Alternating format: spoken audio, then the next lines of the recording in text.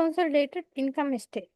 ඒ කියන්නේ group parent එකයි subsidiary එකයි එකතු කරලා අපි income statement එකක් තමයි හදන්න යන්නේ මේ. Consolidated income statement non-controlling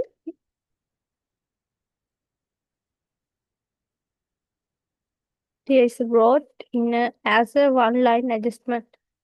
අපි දන්නවා adjustment දාන්න අපි තීරුවක් තියාගන්නවා at the end of income statement. income statement එකේ වෙන්නේ adjustment මුකුත් නැත්තම් එහෙමම parent company subsidiary company sales revenue expenses ඔක්කොම adjust කරගෙන යනවා. එතකොට adjustment මුකුත් නැත්තම් revenue එක එකතු කරා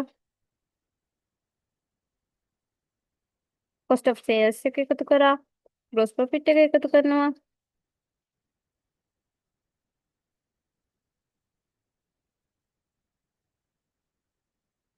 administration expenses එකතු කරනවා tax එක එකතු කරනවා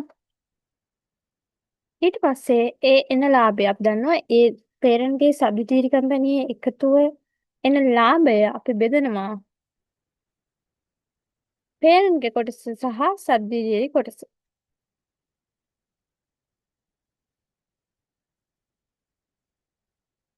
parent ගේ කොටස එතකොට එනවා දැන් මේ ගානේ නම් 75ක් අත්පත් කරගෙන තියෙනවා කියන.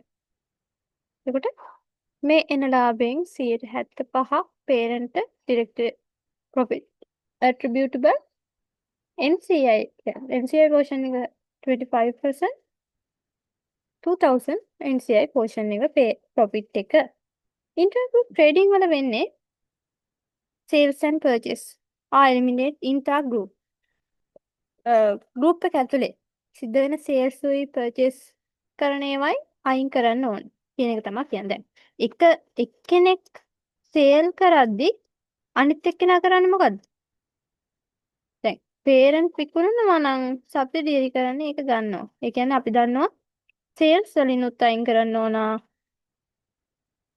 purchase වලිනුත් අයින් කරන්න ඕන.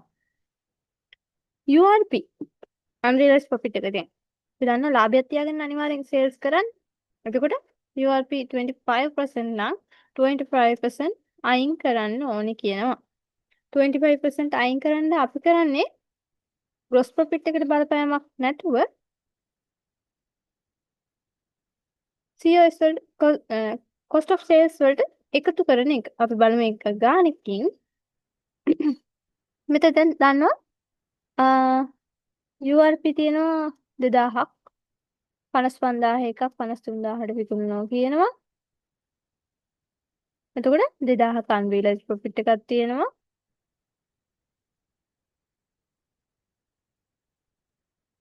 on behalf of group remain දැන් remain කොටස විතරයි අපි ගිනුම් තියාගන්න. දැන් මේ වෙද්දි ඉක්මනට ඉවර නම් අපිට කරන්න දෙයක් නැහැ.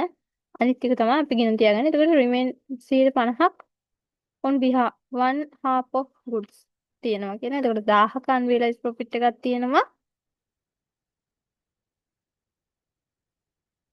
ඒ unrealized profit එක අපි cost of sales වලට එකතු කරනවා.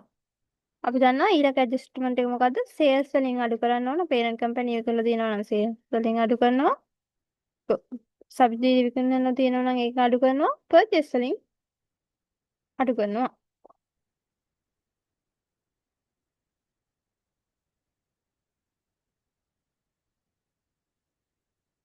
ඒක තමයි intergroup transaction වල වෙන්නේ. intergroup dividends වල වෙන්නේ group retained earnings only adjust. ඒ කියන්නේ subsidiary එකෙන් group එකට parent company එකට ගෙවන dividends එක විතරයි නොසලකා හැරින්නේ. subsidiary එකේ NCI portion එක අපි ගිනුම් තියාගන්න ඕනි කියලා තමයි මේ කතා කරන්නේ. parent එකෙන් අයින් කරනවා subsidiary වලින් parent ලැබෙන ඒවා. ඒක තමයි විශේෂම දේ. අනිත් ඒවා normal තමයි කරන්නේ. මෙතන sales revenue එක දීලා තියෙනවා. sales revenue තියෙනවා. මේ අද මොකුත්ම නැහැ. additional ඒවා. එතකොට cost of sales දාගත්තා. adjustment මොකුත් නැහැ. මෙතන අපිට කියනවා change in equity හොයද්දි. change in equity හොයද්දි අපි දන්නවා අපි subsidiary වලට ආයිති කොටස විතරයි dividends විදියට දාගන්නේ. මේ group එකේකට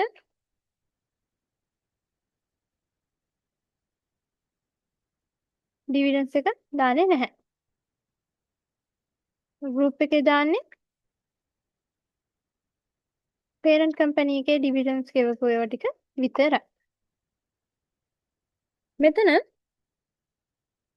MCI ආරම්භක ශේෂය හොයලා තියෙන්නේ දැන් වර්ෂයේ මැද තමයි යා අත්පත් කරගන්නේ. මාස 3ක් ගියාට පස්සේ තමයි අත්පත් කරගන්නේ. එතකොට pre-acquisition තියෙනවා. මෙතන දැන් 40000ක brought forward balance එකක් තියෙනවා. ඒකට මේ දෙක අතර වෙනස අපි දන්නවා. දැන් මේ මුළු අවුරුද්දටම දීලා තියෙන්නේ. මේ මාස 9කට දීලා තියෙන්නේ. ඒ දෙක අතර වෙනස 3 months වල retain earning එක. එතකොට ඒ change එක retain earning වලට එකතු කරලා තමයි balance එක ගන්නෙ 46000යි. ඒකෙත් NCI portion එක හොයා ගන්නවා නම් 140ක්. එතකොට capital share capital එක තියෙනවා ලක්ෂයක්. retain earning තියෙනවා 46000ක්. ඒකෙන් NCI portion එක at the acquisition date තීරාත්මක කියන්නේ 58400යි.